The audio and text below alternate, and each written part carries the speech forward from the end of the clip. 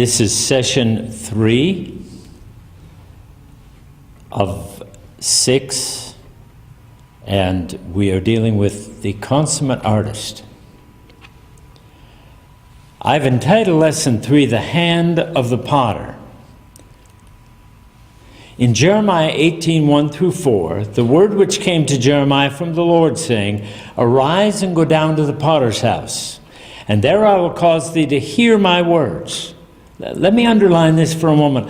I will cause thee to hear my words. There are times when we need to hear, and there comes some type of thing and situation that causes us to hear. And that's important. Then I went down to the potter's house, and behold, he wrought a work on the wheels. The vessel which he had made of clay was marred in the hands of the potter. So he made it again another vessel, as it seemed good to the potter to make it. Here God uses the illustration of a potter as a prophetic illustration of what he's doing with the nation.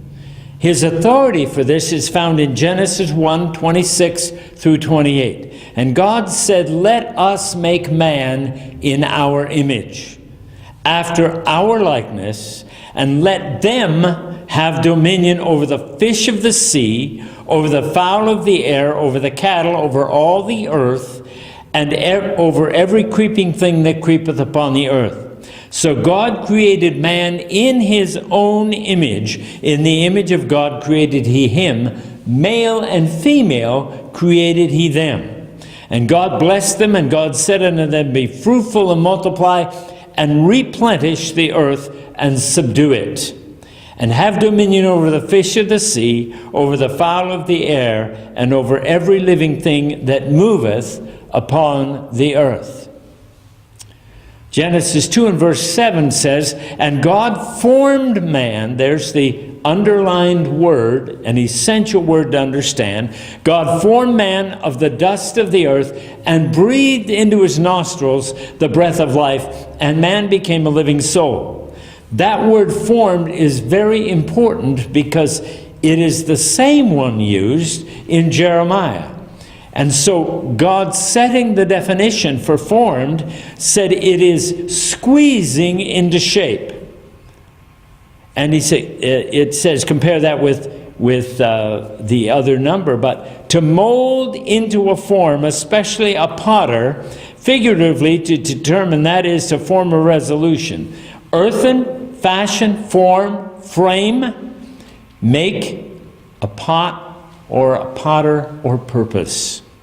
So when God formed man, he made him with purpose. He squeezed him into shape. Speaking of the same language used for a potter, the same language used for a sculptor, if you're using clay to sculpt something, there's a forming, there's a squeezing into shape, a pressure. Note the meaning of the word formed. It is the language of a potter. To mold into a form, the squeezing into shape, especially that of a potter. Now, here in Isaiah 41:25, God says, I've raised up one from the north. He shall come from the rising of the sun, shall he call upon my name. And he shall come unto the princes as unto mortar, and as the potter treadeth the clay. Hidden in that passage is, the language of the potter. The treading of the clay is how the potter broke up the lumps of the clay in order to make it, to form it, to make it without any lumps so it would form much easier. In Zechariah 12:1, the burden of the word of the Lord for Israel, saith the Lord, which stretcheth forth the heavens and layeth the foundation of the earth. And then this same word is used, formeth the spirit of man within him. Again, the squeezing into shape. Now you're going to be squeezed into one shape or the other. Romans says, don't let the Phillips translation says, don't let the world squeeze you into its mold. Now, can I very graciously as I know how, and gently say, don't let the church squeeze you into its mold either. Let God squeeze you into His mold for your life. In Psalm 4 and verse 1, hear me when I call, O God of my righteousness. Thou hast enlarged me when I was in distress. Have mercy upon me and hear my prayer. This is an extremely interesting and you could say a painful passage. Circumstances are the pressure of God's hand without shaping the vessel. In other words, on the outside of the vessel, shaping it. Stress, from which we get the word distress, stress then is the hand of God on the inside of the vessel, enlarging it. Again, bringing us to the language of the potter. Paul said there were fears without, I'll get it in a minute. We'll come back to that. Okay. The description in this psalm is one in distress. It indicates that distress is the enlarging tool of God. The root word of distress is the word stress. God, when we go through stress, it is actually the forming hand of God endeavoring to enlarge us. One of the passages in Paul talks about, he said that he had a people in his hearts in Corinthians. And he said, I have you in my heart. Then in another passage, he said, my heart is enlarged towards you. God enlarges my heart that He might place people within. How many know that people bring pressure? Oh, no. No, they don't. No. We just get along ever so well, don't we? Now, using the same style of potter's language in Psalm 139, 13 to 17, again, we read, for thou hast possessed my reins, thou hast covered me in my mother's womb. I will praise thee, for I am fearfully and wonderfully made. Some days we need to just confess that without all the other stuff that people heap on us or we heap on ourselves. I am fearfully and wonderfully made. I am a work of God, therefore I am marvelous. Uh-oh. If you have problems with self-worth issues, this is not the passage to read. Marvelous are thy works, and that my soul knoweth right well. My substance was not hid from thee when I was wrought or made in secret, curiously wrought in the lowest parts of the earth. Thine eyes did see my substance, yet being imperfect. And in thy book all my members were written, which in continuance were fashioned, when as yet there was none of them. How precious also are thy thoughts unto me, O God, how great is the sum of them. In the original word, possessed is hidden in the word create.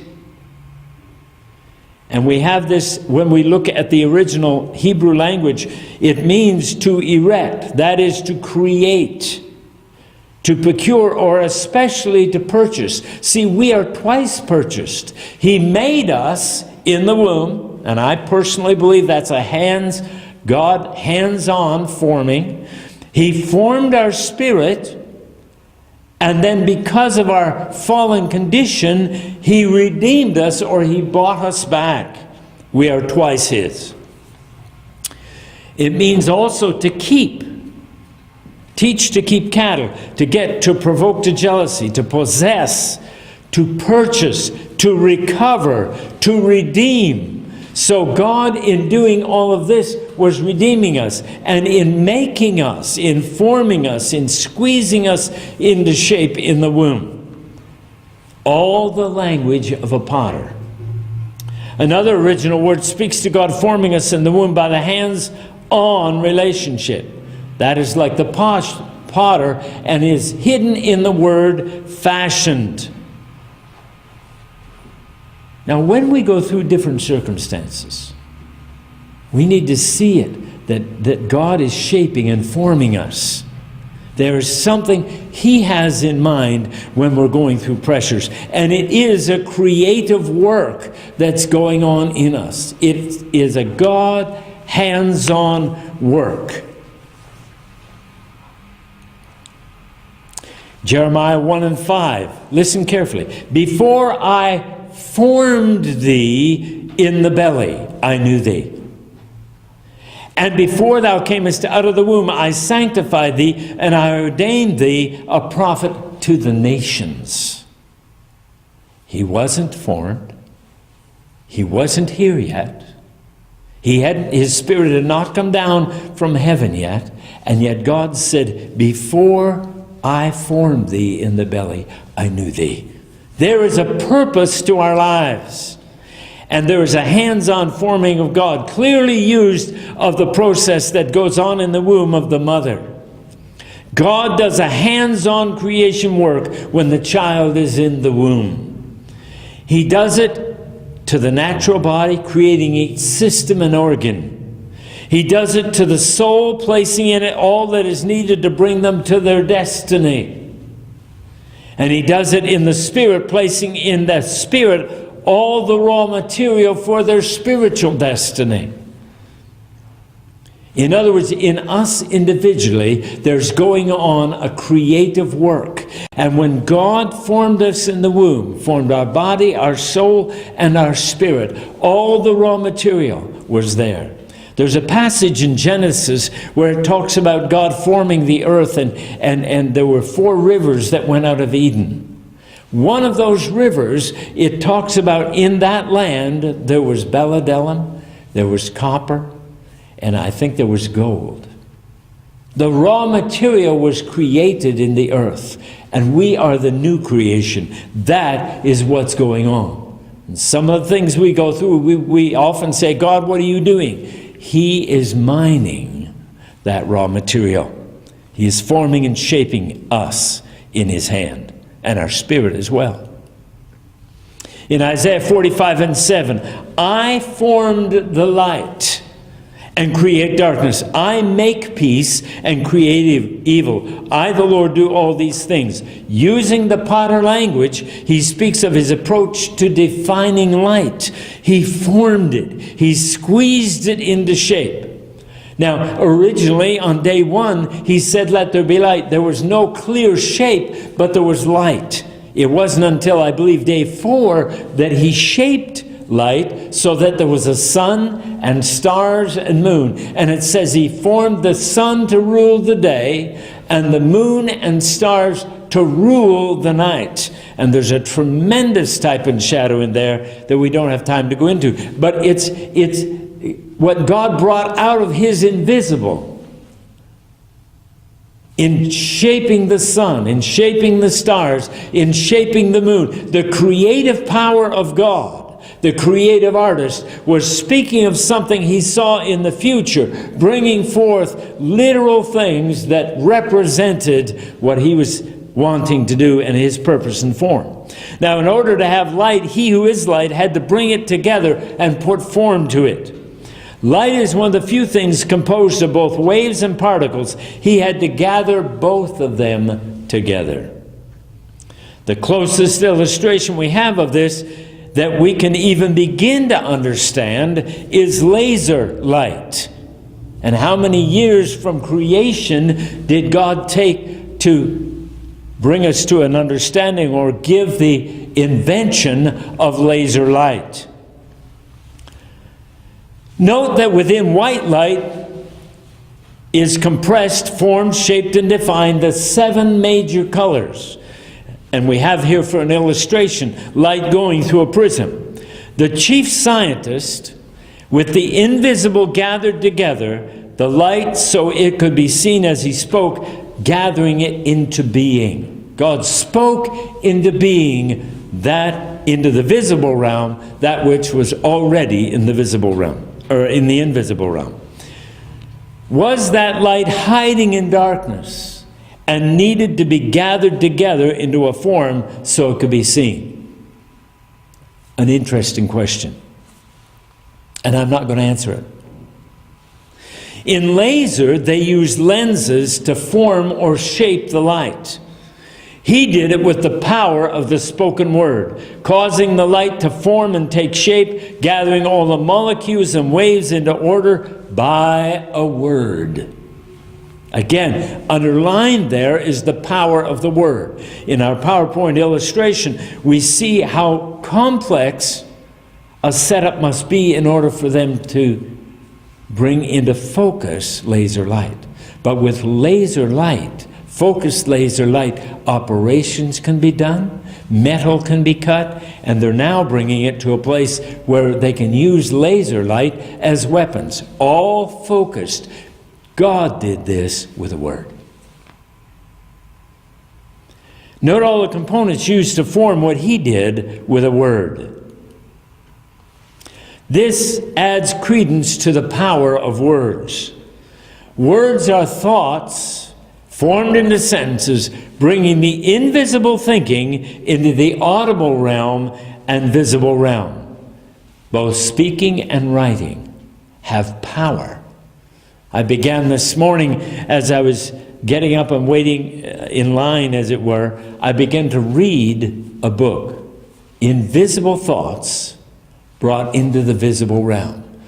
A story from someone's mind that had no base in reality, because it was a fantasy, a fiction, brought out of someone's invisible realm into the visible realm. It's interesting to me that God took about 2,500 years before he allowed writing to happen. I mean, writing of what he had done. If they're right about the Pentateuch being written by Moses, that was about 2,500 years after creation. Why did he do that? I believe he did that because the first thing he wanted to do is establish his desire for relationship, and that knowing God came out of relationship, not out of reading and study. Reading and study can confirm things, it can help establish understanding, but it comes. Our relationship with God is the most important thing.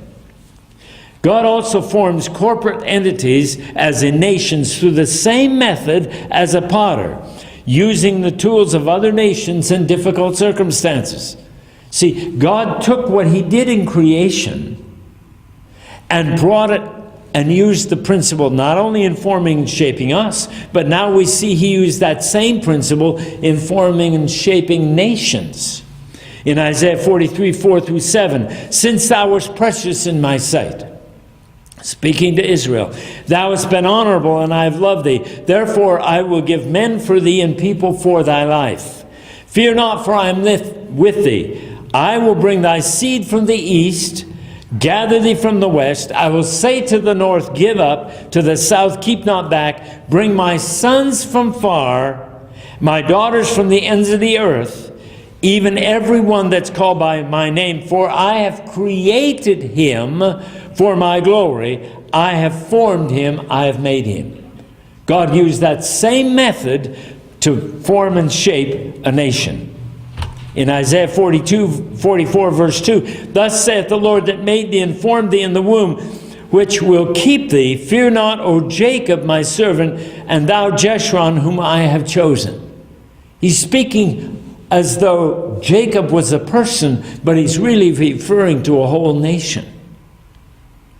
Jacob, through the processing of God, went through 3 stages. Jacob, born and named deceiver and supplanter. Israel, through wrestling with God concerning his greatest fear, by the touch of God, had a nature change. Jeshurun, named this after he passed into eternity, to manifest it in eternity. And Jeshurun means upright, righteous, and it was symbolic of the whole nation. That is prophetic also of the nation of Israel when God gets finished in the end time. In Isaiah 43, verse 21, this people have I formed, again using potter's language, have I formed for myself, they shall show forth my praise. In our forming by God, the pressures in our life, God has purpose and destiny. Again, he started out with creating Adam by that word used for a potter, but then he went on and uses that same method throughout informing nations, kingdoms, people, his body, the church. In understanding the natural process of sculpting, whether by the potter's wheel or by freehand, there's an illustration of spiritual realities. God brought an invisible into the visible realm. If man can produce such beauty by these methods and processes, then how much more can God produce? Galatians 4:19, my little children, of whom I travail again in birth, till Christ be formed in you. The art of sculptor and pottery has been made to make visible something that is visible only to the sculptor or potter in his or her own imagination. It's bringing forth from their invisible into the visible realm. The imagination is an invisible realm. God projects on your imagination a vision or dream of something to communicate to others of himself or something he has made or desires you to make. From what you see or perceive of the invisible, you communicate through your art form to those who have an ability to perceive what you have produced. By the way, there can be 10 people standing looking at a piece of art, whether it's a sculptor, whether it's a painting, whether it's some other, and each one will have a different perception of what it is. And they could argue about what it really looks like or what it's communicating. But it communicates to each person, usually, something just a bit different. But it's communicating an invisible into the visible realm. Often when beholding any art form, different people perceive different messages. One perception does not preclude another. Both perceptions may be right. Truth is an absolute principle, yet truth is applied differently to each person hearing and perceiving it because of the destiny of the one hearing it, or seeing it, or perceiving it. Again, one does not preclude the truth of the other. We have tried to make truth rigid. Truth is not rigid. In fact, if you're looking at Scripture, truth is usually talked about the washing of water by the Word. We never wash with ice cubes. We never wash in a tub of ice. It has to be fluid. That's something we need to stop throwing ice cubes at each other. For those who don't quite get that, don't start fighting with doctrine. All right. Our challenge is this. In this is to produce from our invisible realm what God has wrought in such a way as to communicate the spirit of the message through the visible medium used. Let me say that again. Our challenge in this is to produce from our invisible realm, whether it be our heart or our mind, our imagination, what God has wrought in such a way as to communicate the spirit of the message through a visible medium used. Okay?